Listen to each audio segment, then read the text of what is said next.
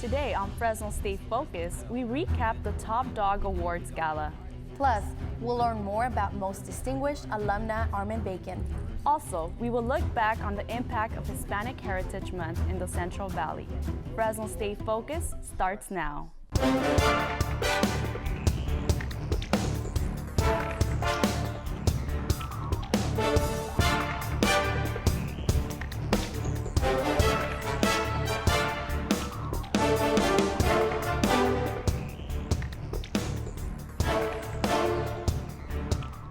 Hello and welcome to Fresno State Focus. I'm Janet Zaragoza. And I'm Fabiola Ramirez. 3 Fresno State student athletes were charged by the Fresno County District Attorney's Office Tuesday. Sophomore quarterback Zach Greenlee was charged for underage possession of alcohol. Linebacker Brandon Hughes was charged for resisting an officer. Soccer team captain Fanny Johansson was charged with disorderly conduct while under the influence of alcohol. If convicted, these students are facing up to 1 year in county jail with the possibility of fines costing several thousands of dollars. Another beloved member in the Department of Art and Design has died. Dr. Paulette Fleming was the co-founder and executive director of the Partners in Art Youth Program. She was also the first recipient in the J. Eugene Grisby Award for Meritorious Service to Art Education. Fleming had been a faculty member at the university since 1988.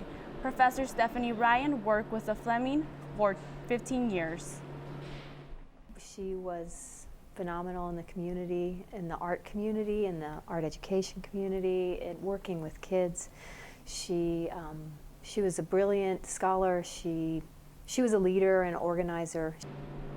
Fleming attended Professor Edward Lund's memorial service the morning of her death. Lund died last week in the cycling accident. Services for Professor Fleming are scheduled for next Saturday at the West Side Church of God. It was the perfect kickoff to homecoming weekend at Fresno State this past Friday. The school held an Alumni Awards Gala recognizing 14 former Bulldogs for their professional accomplishments and contributions to the community.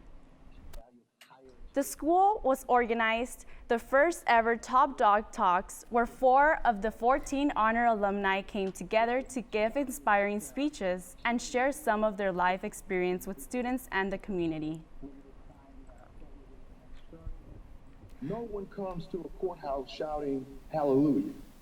Everyone comes to a courthouse with a problem. And the problems are bad: murder, rape, robbery, divorce, child custody, property disputes, water disputes. They're bad. So I'm Top Dog speakers included Judge Mark, Anthony Scott, author Armin Bacon, almond farmer Marvin Mayers, and Dr. Robert Aguilar. Fresno State is honoring a local author and journalist with the Most Distinguished Alumna Award. Reporter Andrew Worth shares her compelling story. Most Distinguished Alumna, an award that recognizes one alumnus every year at the Top Dog Awards Gala. Event coordinator Katie Adamo says that this event now focuses on who these people are and the stories they tell. It's really interesting to see what these individuals are doing with their degrees. This year we've just directed the program in a way to better share the stories, better. In 1973, Bacon graduated from Fresno State with a degree in psychology. After working at Community Hospital for a few years, she had a change of heart and became the public relations director at the Fresno County Office of Education, where she would work for the next 20 years. With roughly 1,200 people expected to show up and honor Bacon and many other Fresno State alumni, her journey hasn't always been bright lights and big crowds. Tragedy caused her world to come crashing down, but this would draw her back to Fresno State. And then reinventing myself out of tragedy. I lost my son 10 years ago, and words became my oxygen, and I came back to campus to learn the craft of writing. Bacon would use her writing as a way to cope with the loss. But there was one door that stayed shut for almost 10 years. I think I was very quiet at first. There was a stillness. There was, each wall had memories. There were certain photographs and artifacts in every area of the room that I remembered, that I still see when I look at the walls. Finding comfort in both her writing and supporting the university, Bacon has earned the title of Most Distinguished Alumna. President Castro said he was happy to be able to recognize her. She's an educator, a writer. She sits on our university advisory board. She's a valued and trusted advisor. She's just an incredible human being. It will be hard to top such an extraordinary person that gives so much of herself to the university. But for now, we can appreciate the work that she has done. Andrew Worth, Fresno State Focus. Fresno State's Career Development Center offers career fairs during the year to give students the chance to meet potential employers and explore job opportunities. Whether you are looking to seek employment or not, attending one you can make a valuable experience. Joining us here is Stephen Davis, Employer Services Specialist with Career Development Center. It's nice to have you here today. Thank you. So I know you guys had the job fair today. Can you explain to me a little bit of what went on? So at the job fair, students get an opportunity to sit and meet with employers. We're actually, over the 3 days, have 170 employers coming to talk to students. And students can come in, whether you're a freshman, sophomore, junior, or senior, we have something there for you. So the freshmen and sophomores, we're able to talk to the employers about career exploration, things they need to do to prepare, having skill sets that are needed, and then the juniors and seniors are there to look for internship opportunities and look for career opportunities. What are some of these employers looking for in these candidates? A lot of employers are looking at the soft skills of students. So they want to find out what kind of communication skills they have, what makes them a good candidate. Can be anything from being able to communicate effectively, showing and being able to demonstrate team building skills, leadership, anything along those lines, because employers feel they can teach the skills that are needed to do the job. As far as hard skills are concerned, it's the soft skills that are a little bit harder to teach. So they really are looking for those students who come in with excellent soft skills. From your experience, what has been one big mistake that someone has made at a job interview? I think some students and in general, people, they come in too confident, and they think just because that they have the skills to do the job, they're automatically going to be offered the position. And that's not the case. You really have to be able to sell yourself in a job interview. And that goes everything from, being able to talk about what skills you have that make you qualified for the position, and what kind of skills that you have that are going to help that company along the line. So it's about selling yourself and what you can do for the company, more so than what most people do, which is try to say, what can the company do for me? Okay, well, it was nice having you here today. Thank you so much. We have been talking with Stephen Davis, Employer Services Specialist with Career Development Center. Hispanic Heritage Month comes to a close tomorrow. It celebrates the heritage, culture, and contributions made by Hispanic and Latino Americans in the U.S. Reporter Gilbert Magallon had a chance to attend the celebration, where important members of the community stressed the importance of education. Leaders were honored at the Hispanic Heritage Month celebration in Tulare last week. They shared their struggles and stories of success to show members of the Hispanic and Latino community that yes, we can. There's a way out. There's a way out, but it's not with your hands, it's with your brain, it's with your mind, it's with getting an education. A big focus was put on education and how it's necessary to be successful and uplift the community. Honoree Dr. Rosa Flores Carlson stressed this. The more education a person has, the more choices in life you will have, the more control of your life, and the happier you will be. A Fresno State alumna, she was the first in her family to attend college. Her parents came to the U.S. from Mexico when she was only 7. She didn't know English, but defied all odds and got her PhD. She is now president of Porterville College. Education gets you places you've never thought of and you never even dreamed of, and you have a lot more choices in life with an education than without it. Other leaders who were honored were the Diaz brothers. Don't live your life with I woulda, coulda, shoulda. Don't live that way. They are best known for being featured in the movie McFarland USA. 1, Dogs. Trash. Former Bulldog David Diaz gave some words of wisdom and encouragement to Fresno State students. Finish school as soon as you can and follow your heart, follow your dream, and if the Diaz brothers can make it, graduate from Fresno State, so can you. The messages the speakers gave here at the Hispanic Heritage Month celebration were the same. Stay in school, work hard, and chase your dreams. Gilbert Maguione, Fresno State Focus. Coming up on Fresno State Focus, A backstage look inside the world of fashion. From the hottest new vest, boots, and everything you need for cooler weather. Did you say cooler weather? It's making its way into the Central Valley and maybe even rain. All that and more when we come back.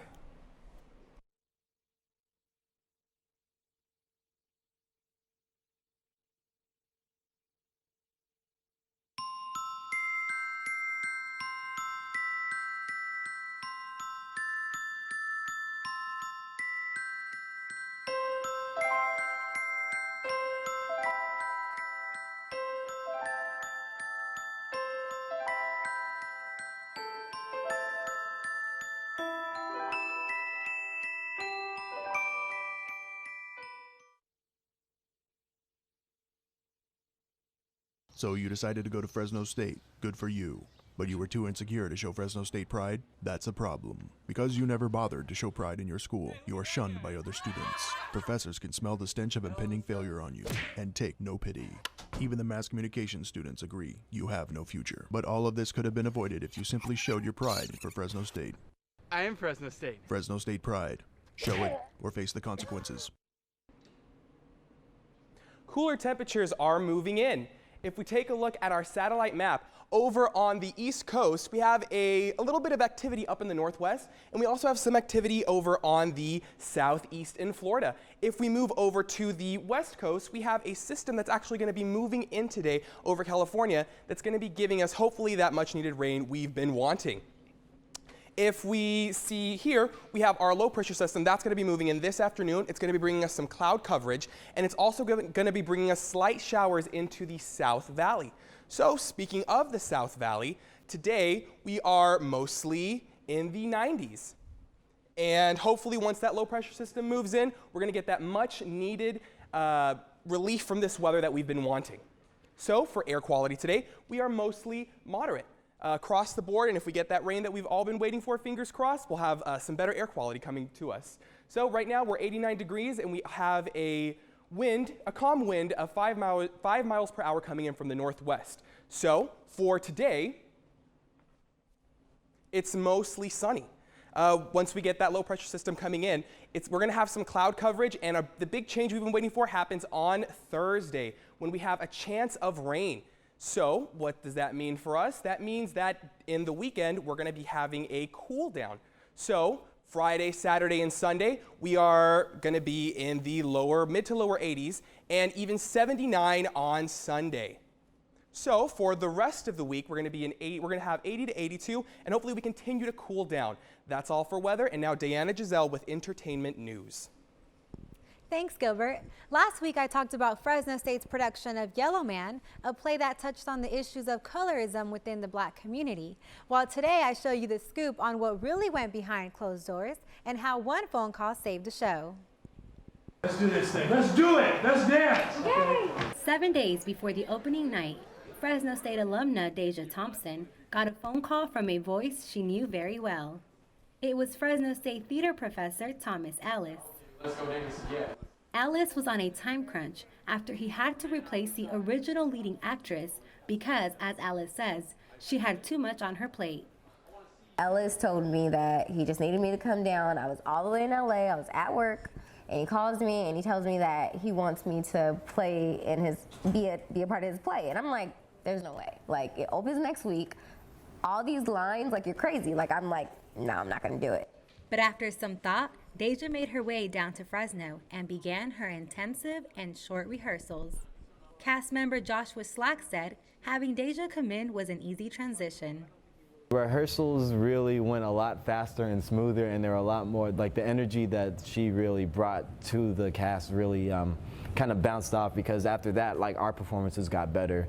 But bringing Deja on was no easy task for Professor Alice, who now had to find a way to pay Deja after she asked for a 3-week vacation from her job in LA. I asked Professor where that money came from. In this case, my dean provided some money, and also a anonymous private donor off campus wrote a check for most of the money. So ASI was not involved? Not this time. We couldn't work it out. I asked them, and they just couldn't turn it around soon enough. As for Deja, she was simply grateful for the opportunity to her first leading role. When it comes down to your life, your career, and your passion, you just really have to take all the opportunities that God blesses you with, because they don't come, often, especially to be paid for the role. Like, actors don't really get paid, especially starting off. Deja also shared with me that she had already bought a ticket to Miami, Florida, in which she let go to be a part of the play. Fashion professionals, along with 5 Fresno State students, brought the latest fall fashion trends to Fresno. Reporter Cecilia Jaragué got a backstage look. Floral prints, fringe, and suede are the latest trends for the fall, all featured at Macy's Front Row Runway. Fashion merchandising student Reina Cáceres worked backstage with stylist Liliana Kim during the fashion show.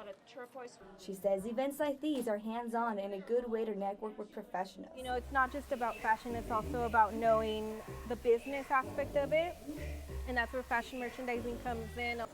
I think it's not strong enough. Kim says student stylists were fantastic and helped her a lot by dressing the models and putting the outfits together. We know how to either make trends, find trends, put them in stores, and then get people to buy them and walk out and be out and about with their fashion. Fresno State students were able to get the front row experience and learn the fall trends. Flannery Good is a local fashion blogger and the host of the event. She says creativity is the key to fashion. So from this event, I would hope that people would take away some inspiration, some new ideas, things they can do with their wardrobes that they currently have, new pieces that they can add. Cáceres says participating in the show was a good way to reinforce her fashion skills. One day she hopes to get a job in fashion journalism. Cecilia Jaragué, Fresno State Focus. I'm Diana Giselle, and that's your entertainment news. Each year at the end of October, a Bulldog alumni embarks on the 10-day, 200-mile run from San Francisco to Fresno. The run is designed to raise money for the Autism Center at Fresno State and the California Autism Center and Learning Group. Here with us today is the man who will cross all of the center of California. Thank you for joining us, Ryan. Thank you for having me. So when is this race? Well, it's not necessarily a race, it's just a run. I'm doing it by myself. No one else wants to do it with me, but it happens at the end of October. The 27th is when I start, and I finish on November 5th. Wow, so tell me, what motivated you to take on this extensive run? The desire to give back, and also just fulfillment for myself. So there's a selfish element to it. But out of that, I was able to reach out to the Autism Center at Fresno State and see if I could raise money for them, and it worked out. So I'm doing it every year. So how can people in the community donate? Donations can be made at GoFundMe.com/Ryan's Run 2015. It's very simple. You can check out our presence on Facebook, Instagram, Twitter. We're spread a little bit too thin, in my opinion, but you can go to all those sites and find us. Just search Ryan's Run. And so is it a run where you run all the way straight down, or do you actually get breaks? I get breaks. I give myself a little bit of a break, and I actually eat food too along the way and sleep a little bit. But no, I do about 22 miles a day, and then I get back on the 10th day. And what do people think when they see you down the road running? They think that they don't really know what to think. When they find out what it's for, then they're happy. On day 2, I dress up as Forrest Gump, and I run 22 miles in that whole get-up. So that's a very interesting day. Very interesting. Yep. Well, thank you so much, Ryan, for being with us, and we wish you the best of luck on your run. Thank you. Appreciate it. We've been talking with Ryan Steiner. A woman named Galasa Macias from Willake formed an organization to help other women who are going through a difficult time. It's called Helping One Woman, and as I discovered, it's already made a big difference in one woman's life. Renee Lopez always tries to make it to her son's football games, even when she's ill, and she's been ill a lot. She was diagnosed with stage 3 breast cancer in March. People are, worried about all this stuff, like how am I going to get stuff done? She was sick from chemo when she reached out on Facebook for support. She was surprised one day when Nicolasa Macias knocked on her door and offered to help. Macias, a cancer survivor herself, recently started a new chapter of helping one woman in Woodlake. Lopez was their first beneficiary, had organized a charity dinner, and Lopez says all she had to do was show up. Each month, members select a woman who has had a devastating loss or other trouble in her life, and they help her. They're holding this yard sale to raise money for their next dinner. By simply donating $10 to this organization, it can make a difference in a woman's life. Each woman pays $19, $10 goes to the recipient, $8 to the caterer, and $1 to the Lions Club for the use of their hall. The more people we invite, the more people that shows up, the more she receives at the end of the night. Macias says anyone who attends a dinner may nominate someone who is in need of support. How many people were out to support me? Like, I was surprised to see all these people from the community pack the house. There was not an empty seat. Lopez says it wasn't just the money that helped her get through hard times. It was the community support from Hal that gave her and her family strength to keep fighting. Lopez's daughter says she's amazed that there are still good people in this world. Having the support of people she had no idea knew her, or that were just completely strangers, and pray for her, and that's one of the big things she's always asking for, is just prayer and prayer. Just 3 days after surgery, Lopez says she had a choice. She could sit at home in pain or sit in the bleachers watching her son play. If you'd like to take part in helping one woman, use Facebook to search for a chapter in your area. Coming up in sports, we'll chat with Athletic Director Jim Barco. And I got a chance to take a ride in the Fresno State Blimp. Plus, we get a crash course on the sport of equestrian as the season is about to start. Coming up next is sports with Andrew Worth. I got the bulldog spirit up in my head. Up in my head. Up in my head. I got that bulldog spirit. Up in my head. Up in my head to say. I got that bulldog spirit. Deep in my heart. Deep in my heart. Deep in my heart. Got that bulldog spirit. Deep in my heart. Deep in my heart to stay. I got that bulldog spirit. Down in my toes. Down in my toes. Down in my toes. I got that bulldog spirit. Down in my toes. Hey. Down in my toes to stay. I got that bulldog spirit. Up in my head. Deep in my heart. Down in my toes. I got that bulldog spirit. All over me. All over me to stay. I got that bulldog spirit. Deep in my heart. Deep in my heart. Deep in my heart. I got that bulldog spirit. Being an avid sports fan, I like to think outside the box and learn about new sports when I can. Earlier this week, I was able to meet with Coach Hubbard and a few members of the 8th-ranked equestrian team to learn a little something new. Sophomore Rachel Williams explained that there are 2 types of riding that make up this sport, English and Western. With English, we have jumping and equitation on the flat, and for Western, we get reining and horsemanship. Something I found very interesting is that at any matches, the home team has to provide all of the horses that will be used in that competition. Fresno State junior Taylor Brown told us what she enjoys most about competing. I think my favorite part is that we only get 4 minutes to know the horse. It really challenges a rider, and it figures out who can ride a horse that they've never been on it. As for how the points are added up, you'll just have to come and find out and learn next Friday or Saturday as the Dogs take on New Mexico State and Texas A&M. Friday's match will start at 10 a.m. and Saturdays at 11. For more information, please visit gobulldogs.com. Last spring, Fresno State announced the return of a beloved sports program and the start of another. In February, they said that they were planning to bring back men's wrestling team along with a women's water polo program. With us today is Director of Athletics Jim Barco. Great to have you here. Nice to be here. Thank you. So Can you give us a little update on this plan and how it's coming along? Still right on time. We're looking to kind of do some research on what leagues we're going to be in, facilities we're going to play in. We'll look to hire coaches in February and March on both those sports. And then we'll start recruiting November 1st and have them here for 17-18 season. Wow. So how did this idea originally come to? Where did it spark? Well, Dr. Castro and the wrestling community never died on their hope to bring it back. And when I got here, it was just kind of more of getting the final dots put together. And we're looking forward to it. There's great passion in the Valley for both sports. And we'll get it going, and we're going to compete for championships. So you said that everything's going right on track. So the plan is still to have the wrestling team, competing by 2017. 17-18. So like how it'll work is we'll probably hire a coach in March and April. Recruiting class is November 1st for seniors in high school. They'll come in May for school, and we'll compete in the fall. So now going to the water polo side of it, what does it take to put a brand new program together? Well, it's not easy because again, you got to find which conference you're playing in. You got to get the right coach, facilities, locker rooms, equipment. We have a great pool where our swim and diving team play already. So that was easy to do. Our old wrestling room is still available. We're going to be using that. So things are in place, but it takes time. We would say it's not a sprint. It's a marathon.